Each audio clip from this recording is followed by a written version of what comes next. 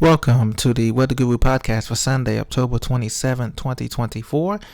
Thank you for joining me. Please be sure to subscribe to this channel for the latest interpretation of weather in the lower 48 United States as well as tropical weather as well. Thank you for your support. Right now we're looking at a current area of interest that's given a less than 50% chance of developing in orange here. This is a broad area of low pressure located south of Jamaica and Cayman Islands and Haiti. Something could develop here. If it does develop, it'll take time. It won't be developing this weekend. Probably by Wednesday or Thursday, we'll have a better handle of what may be developing here. But if it gets a name, it'll become Patty after going through the depression status here. And it's kind of cut off right now from reaching the U.S. mainland because there's a frontal boundary that's stalled in the southeast U.S. as well as the winds or trade winds in the Bermuda High that's blocking it from reaching the continental mainland. So, but if it does get a name, it will become Patty. That'll be the next name on the list, and then Raphael's the next name after that. So we're getting down the list here. We have approximately 1 month left in the hurricane season. It ends on November 30th, so please stay vigilant if you're in the south or along the Gulf Coast. As you can see, we've had 5 landfalling systems in the U.S. here: Francine, Debbie, Helene, Beryl, and we've had Alberto and Chris that briefly formed up in the beginning of the season and spun into Mexico. Then we had Ernesto that tracked just to the east of Bermuda. And then we had a couple of fish storms, Isaac and Gordon, and some other storms that were fish storms out there, just Mariner's interest. So we have getting into that dry pattern where cold fronts are starting to swing in to the eastern 2/3 of the country here. You can see the dry air denoted in orange and yellow here. Much beautiful conditions for fall leaf foliage, viewing conditions for fall foliage here. And you can see the frontal boundary stalled here, bringing just light, even insignificant showers through Tampa, St. Pete, Orlando, down to Lakeland, all the way down the coast of Fort Myers and Miami there. And this brings some clouds and breezy conditions out of the east there for the breeze, sea breeze there for the folks in South Florida. And you can see the gyre down there producing those showers there south of the Yucatan Peninsula. That's what's going to become Patty sometime by Wednesday or Thursday of this coming week here. Also, in the Eastern Pacific, don't forget about Christy. Christy is dissipated now. Final advisory on Christy. It's just a 45-mile-an-hour tropical storm here. It's moving out to be a fish storm here.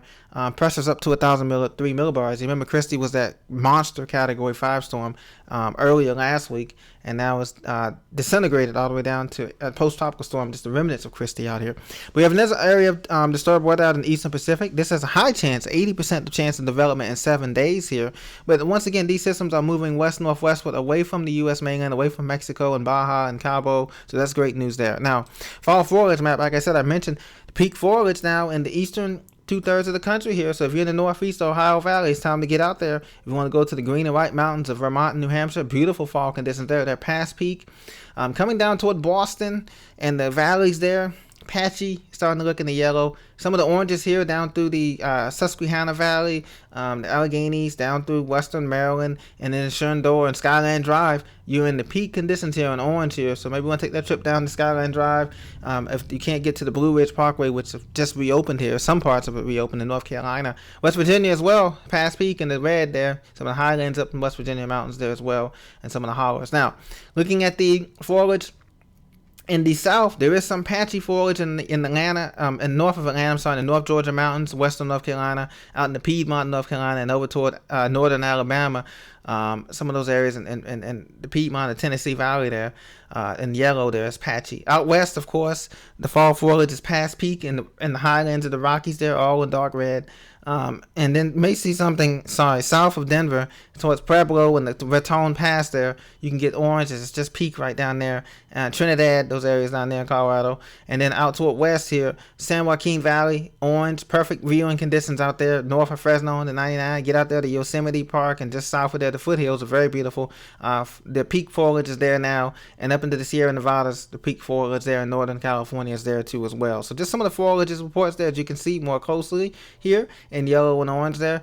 Very nice conditions in the Midwest too as well here for peak foliage conditions out there in upper Midwest and Chicagoland, Rockford, up through Wisconsin, 3 Lakes, Fond du Lac, up the UP of Michigan, past peak, beautiful conditions up there, and all along the Ohio Valley there, from Columbus and Cincinnati, Dayton, over toward Cleveland, all the way through St. Louis here, up through Minneapolis, Minnesota, the Twin Cities, Bemidji, to International Falls. They're in peak. Just beautiful conditions there for fall conditions. Now, come back home, you can see the temperatures are absolutely beautiful. We're going to go to a slight warm-up each day now as we head toward Halloween.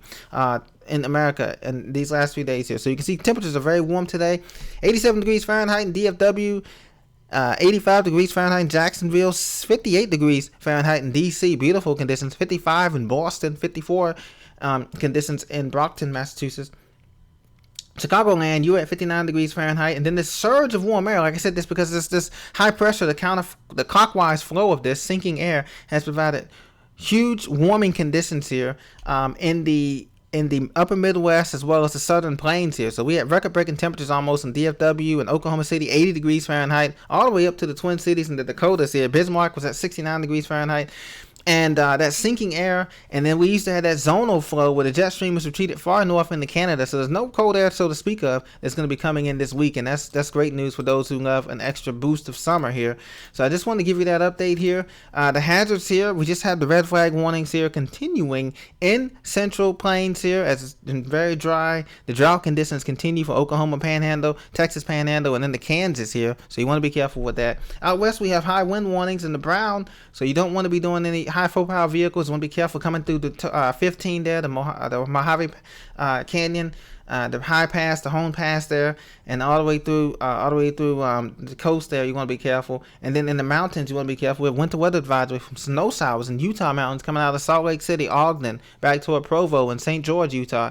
And then you want to be careful also if you're heading up into the high country of Montana. High wind warnings and winter storm warnings in the Bitterroots and Sawtooth chain of Wyoming, and also into Yosemite Park there, noted in the blue, winter storm watches and warnings. Now out east, we have a freeze warning that's continuing on the I-95 corridor once again. So if you're coming up through Richmond, north of Richmond, Fredericksburg, into D.C. area, Baltimore, Maryland, D.C., Philadelphia, over toward York, PA, and Harrisburg, and back up to central and southern New Jersey, from Cape May all the way through Trenton and all those parishes, and then down through Dover and the Delmarva area.